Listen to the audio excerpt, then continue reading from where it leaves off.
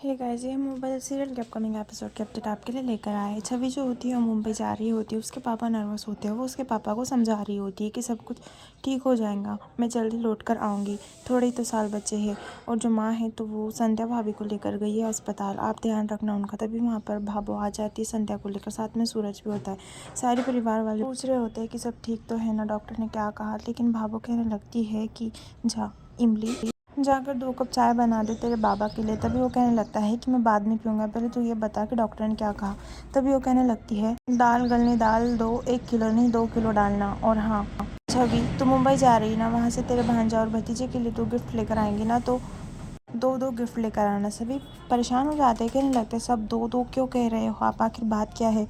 तभी वो कहने लगती विक्रम से कि तू घोड़ा तो बनेगा ना रोहित, तुझे भी घोड़ा बनना पड़ेगा। किसी को कुछ समझ में नहीं आ रहा होता है कि आखिर भाभो सब 2-2 करने के लिए क्यों कह रही है, आखिर बात क्या है। सभी परेशान हो जाते हैं। तभी भाभो का जो हस्बैंड होता है वो कहने लगता है कि तुम क्या कह रही हो, मुझे कुछ समझ में नहीं आ रहा है। जो कहना है ना साफ साफ कहो प्लीज़, ऐसा वो कह रहा होता है, नहीं तो मैं चिढ़ दूंगा। तभी वो कहने लगता है अच्छा रुको मैं बताती हूँ। तभी वो ड्राइंग बुक लेती है और उस पर एक नहीं 4 पैर बनाती है। तभी सबको दिखाने लगती है। तभी किसी समझ आता है, किसी समझ नहीं आता। तभी फिर से भाभो का हस्बैंड पूछने लगता है कि आखिर क्या बात है, ड्राइंग वो भी 4 पैरों वाली। तभी वो कहने लगती है कि अब हमारी बींडनी को यानी संध्या को जुड़वा बच्चे होने वाले हैं, ऐसा वो कह रही होती है। सारे परिवार वाले खुशी से झूम उठते हैं। तभी वो कहने लगती है भांग के लड्डू का असर तो गांव वालों के पास हो गया, सबको पता चल गया कि संध्या प्रेग्नेंट है। लेकिन ये बात किसको पता नहीं है कि संध्या को जुड़वा बच्चे होने वाले हैं। अगर ये बात घर के बाहर गई ना तो याद रखना, ऐसा वो कहने लगती है। वो कहने लगती है अब से हमें संध्या का दुगना ख्याल रखना होगा, लेकिन संध्या को एक बीमारी भी है और सबको जागना पड़ेगा। यानी सब बोलने लगते हैं कि मैं जागूंगा, कोई बोलता है मैं जागूंगा। तभी यहाँ पर इमली कहने लगती है कि ये सब करने से कोई भी फ़ायदा नहीं होगा, हमें ऐसा घर देखना पड़ेगा जिसको सीढ़ियाँ नहीं हो।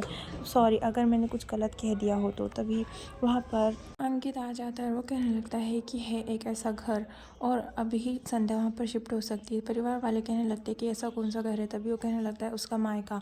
मैं जानता हूँ भाभो, आप बहुत रीति रिवाज का पालन करती है, लेकिन मुझे बहुत खुशी होगी कि अगर सारे परिवार वाले मेरे घर पर आकर रहेंगे तो मेरा परिवार भी भरा भरा रहेगा। तभी इमली कहने लगती सॉरी मुझे माफ़ करना, लेकिन भाभो ये सब नहीं कर सकती, वो बहुत रीति रिवाजों का पालन करती है। वो किसी के घर 15 दिन भी नहीं रह सकती। एक किराए का घर लेंगे जहाँ पर हम सभी आराम से रह सकते हैं। तभी भाभो का हस्बैंड कहने लगता है कि वो 15 दिन भी किसी के घर पर नहीं रह सकती, लेकिन कैसे रहेंगी वो। तभी यहाँ पर भाभो कहने लगती है, अंकित के बहुत फोर्स करने के बाद वो कहने लगती है कि मुझे मेरी संध्या की बहुत ही फ़िक्र है और वो जब से यहाँ पर आई है ना उसने मेरे सारे रीति रिवाज के बारे में मुझे समझाया है। पहले मैं बहुत अलग हुआ करती थी, लेकिन अभी मैं बहुत अलग हूँ। अगर आप अंकित जी ये बात मेरे सामने पहले करते ना तो मैं आपको चाय पिलाकर यहाँ से भिजवा देती, लेकिन अब मैं ऐसा नहीं करूँगी। मुझे संध्या के और उसके बच्चे के बारे में सोचना होगा। इस घर में तो मेरी जान बसी है, लेकिन उसके बच्चों में भी मेरी जान बसी है। हम सब चलेंगे आपके साथ आपके घर रहने के लिए।